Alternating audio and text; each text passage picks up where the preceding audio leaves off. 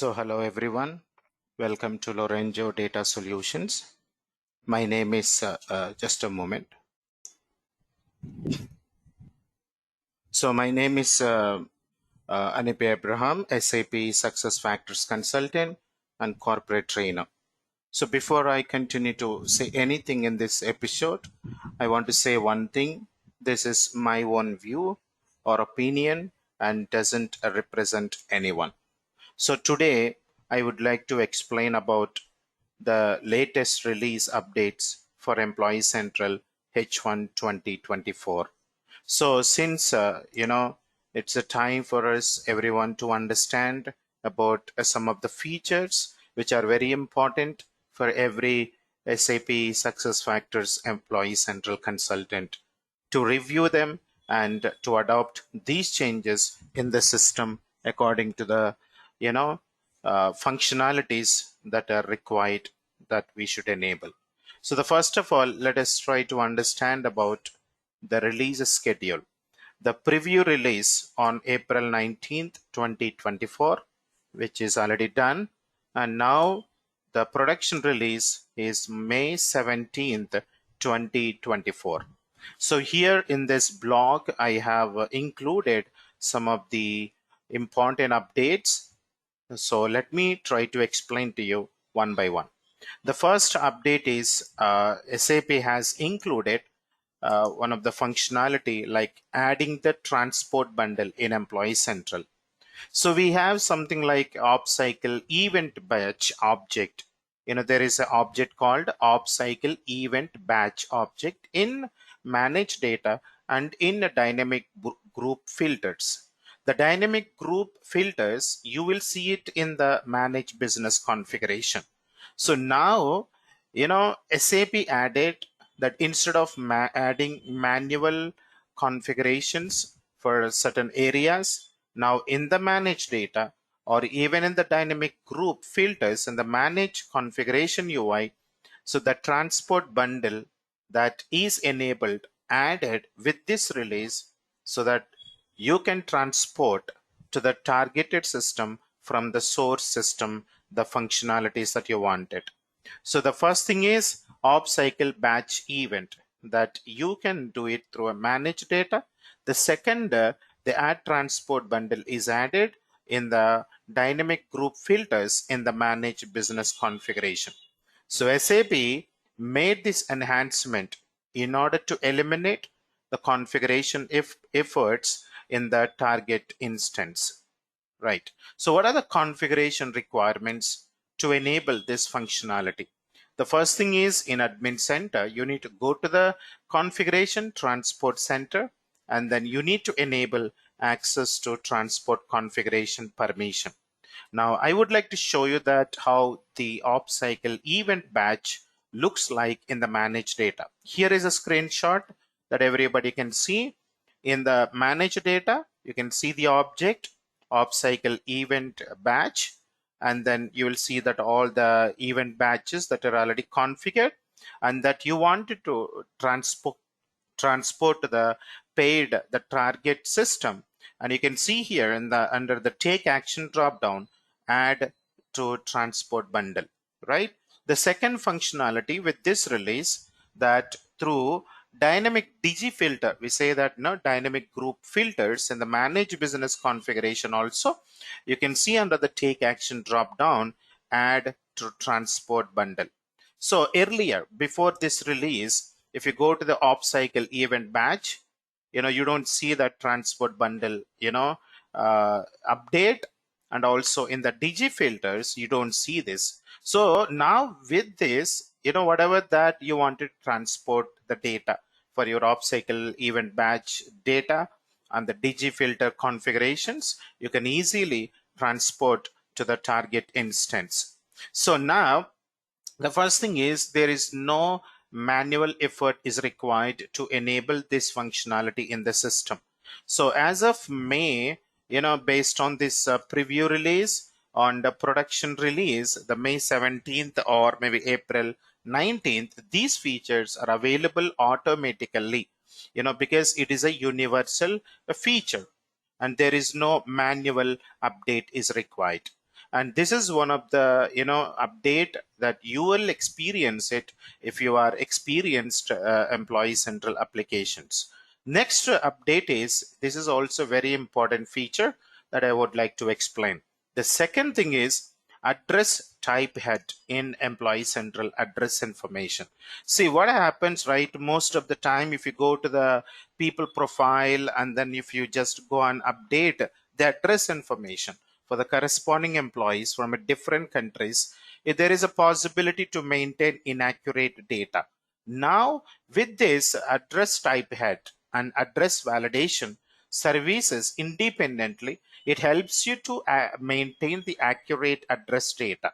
Now, for example, if you just go to the manage data and then if you just go and see, there is a address validation, there is something address validation services, and you can also create your own address validation configuration for each country. For example, you can see country, a 3-letter standard ISO code, and you can see that it is uh, it is active for employee or dependent addresses and all this, so other things. Now, for example, you want to enable that address type and you want to allow it, if you are maintaining that all allow save for non-critical errors, home field, home office, mailing. So you want to enable it, you can just simply go and select here. And then here you can see that address type head and address validation. And you can see there is, services available, address type head, and then you are going to create that the address details that with all the accurate data. Now what happens whenever your HR administrator or a user, he goes to the people profile and he selects the corresponding country in the address information, maybe either home address, mailing address, or a home office, based on the details, the services made available, then automatically all these fields are going to be filled with the accurate data what you have maintained in the address validation configuration for countries. So this will help you to avoid to maintain incorrect data. And in the previous release, this address type head feature was not supporting in employee central system. Currently, this feature is available so that you can maintain the data by avoiding incorrect data. Next thing is, this is one of the recommended functionality, but this is not going to be available by default for every customer, and this needs to be added, like admin opt-in, and this is also a major update, and it is available in the upgrade center, but this is a country specific feature, but this needs to be decided based on your customer choice. It is not enabled or available in the system by default as a universal update. Okay, the next one is automatically hire applicants from recruiting and onboarding to employee central. Now you can set your system so that your applicants from a recruitment and onboarding, automatically they're going to be hired into employee central system without any manual intervention in the manage pending hire tool. So now if you want these, what it is supports. First of all, if there are any rules that are going to be set up with the rule events like on change, on save, and on post save, only supports for the pending hire tool, manage pending hire tool. Automatically the employee is going to be converted into employee central system. So there is in the manage pending hire tool, you will find an option called automatic fire a hire icon in the manage pending tool. And when you click on it, and based on these scenarios, this without any manual intervention, the process completes. Now if you want this feature to work automatically in onboarding, there is certain permission that needs to be enabled, and including in the recruitment management system, there are certain additional permissions also required that we should enable. So when you enable these functionalities, and then automatically that employee can be, or applicants can be converted from a recruiting to onboarding. Once the onboarding process completes, the employee will be moving to the manage pending hire tool. In the manage pending hire tool, you have an option called automatic hire. Without any manual intervention, the employee is going to be converted into as an employee central, or the user into employee central. This is another functionality that probably it is useful for all the consultants working in recruitment, onboarding, as well as employee central. The next update that I wanted to explain is email address validated by default. You know, email address in employee central, it's going to be validated automatically by default. Earlier, we need to activate, email validation in the scorecard setting. Yeah, you have this option available in the setting called company system and logo settings. For example, let me show you the screenshot. Whenever, you can see this is before there is an option we used to have, activate email validation in scorecard. But now in the company system and logo settings, you don't find that particular setting available, because by default the system validates the email address. Whenever there is a change to email address, the formats are automatically checked by the system. This enhancement improves the data quality by preventing any invalid email addresses are added and saved, and so that you can avoid and maintain the consistency. And this is another important update, and it is automatically available in the system based on the preview release date and the production release dates, and no manual or no admin opt-in intervention is required to make this feature available, because it is automatically available, because it's a universal update. The next one is a new diagnostic tool for employee central transactions. We have a transactions, right?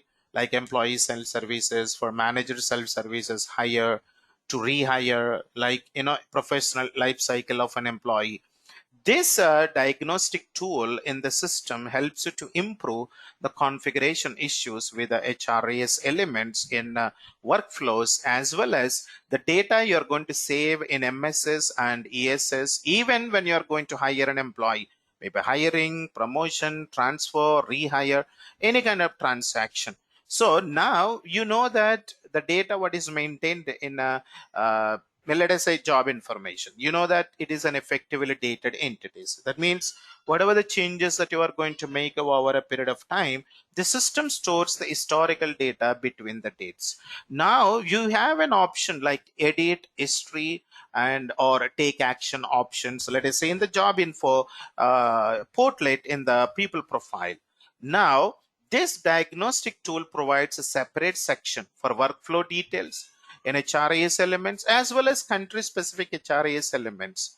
And when it comes to the MSS, ESS, and a new hire transaction, there is a snapshot you can view, and it gives you an idea the data it is storing and it is processing the issues. There could be, and you can see here in a detailed manner how it looks like. For example, when it comes to the when you're saving the changes, manager self services, employee self services, or hiring or rehiring or history or edit. So this gives you the snapshot to view that each stage of a transaction, the changes, or maybe let us say from business rules, from propagations, or it also shows all the field levels of transaction details about the snapshots that you have performed in that particular activity. Even the same with the workflows.